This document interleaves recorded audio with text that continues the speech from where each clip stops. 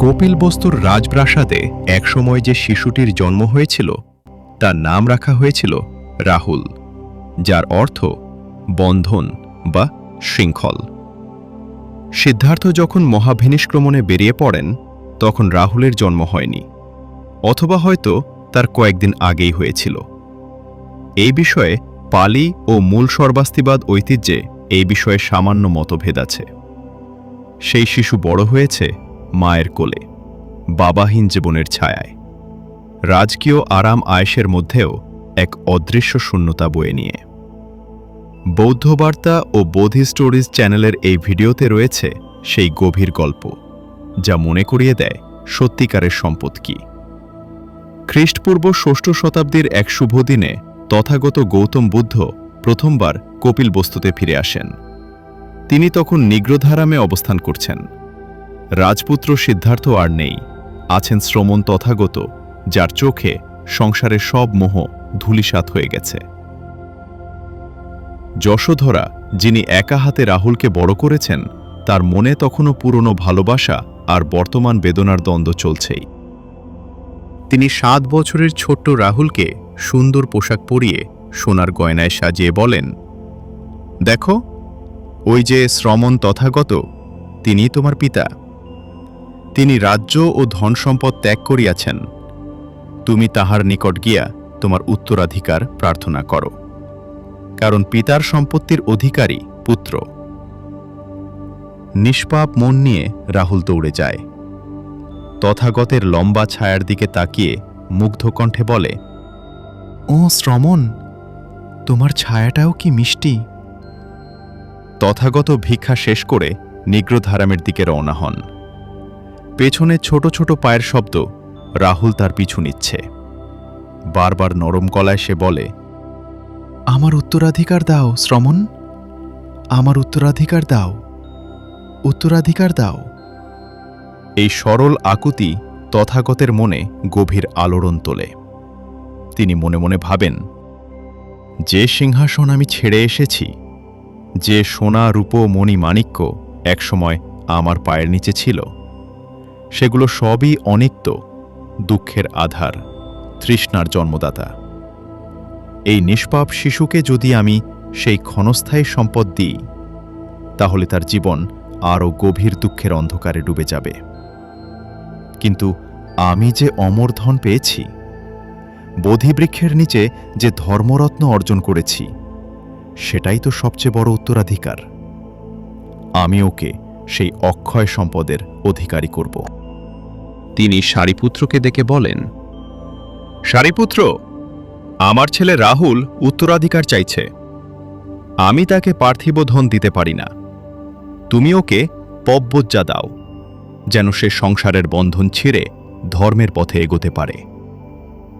এইভাবেই 7 বছর বয়সে রাহুল সামনের নবশিক্ষু হন।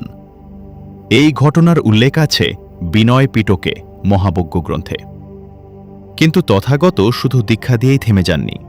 তিনি নিয়মিতভাবে ছেলেকে শিক্ষা দিয়েছেন, যেন সে শুধু একজন ভিক্ষু না হয়, বরং ধর্মের প্রকৃত উত্তরাধিকারী হয়ে ওঠে। রাহুলের শিক্ষা: সত্যের আয়না আর মনের পরিশুদ্ধি।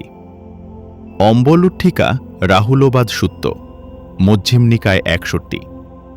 এই সূত্রে তথাগত রাহুলকে এক অসাধারণ উপদেশ দেন। তখন রাহুলের বয়স 18 বছর। তথাগত তাকে জিজ্ঞেস করেন, রাহুল, তুমি কি কখনো মিথ্যে বলেছে? রাহুল লজ্জা পেয়ে বলে, হ্যাঁ ভগবান। তখন তথাগত একটা ছোট পানির পাত্র দেখিয়ে বলেন, এই পাত্র যেমন ছোট, তেমনি তোমার মিথ্যে বলার সুযোগও ছোট হওয়া উচিত। মিথ্যে যেন তোমার মনে জায়গা না পায়। এরপর তিনি আরও গভীর শিক্ষা দেন, শরীর, বাক্য আর মনের কর্মের বিশুদ্ধতা নিয়ে। তিনি বলেন, রাহুল, যেমন যুদ্ধের আগে একজন সেনাপতি নিজের অস্ত্র পরীক্ষা করে, তেমনি তুমি কোনো কাজ করার আগে 3 বার ভেবে দেখবে, এই কাজ কি আমার, অন্যের বা উভয়ের জন্যই মঙ্গলজনক? এই কাজ কি অকুশল জন্ম দেয় না কুশল? এই সূত্রে তথাগত রাহুলকে আয়নার উপমা দেন। কাজের আগে, কাজের সময় আর কাজের পরে নিজেকে পর্যবেক্ষণ করবে, যেমন মানুষ আয়নায় নিজের মুখ দেখে। এই শিক্ষা রাহুলের জীবনে গভীর প্রভাব ফেলে। মহারাহুলবাদ সূত্র মজ্জিম নিকায় ৬২ আর রাহুল সংযুক্ত নিকায় তথাগত রাহুলকে অনিত্য, দুঃখ, অনাত্ম ভাবনা শেখান। তিনি বলেন, রাহুল, চোখ অনিত্য, রূপ অনিত্য, চক্ষুবিজ্ঞান অনিত্য। এইভাবে যা কিছু ধরা হয় সবই অনিত্য। যা অনিত্য তা দুঃখ, আর যা দুঃখ তা আমি নই, আমার নয়, আমার আত্মা নয়। এই শিক্ষার ফলেই রাহুল ধীরে ধীরে অর্হত ফল লাভ করেন।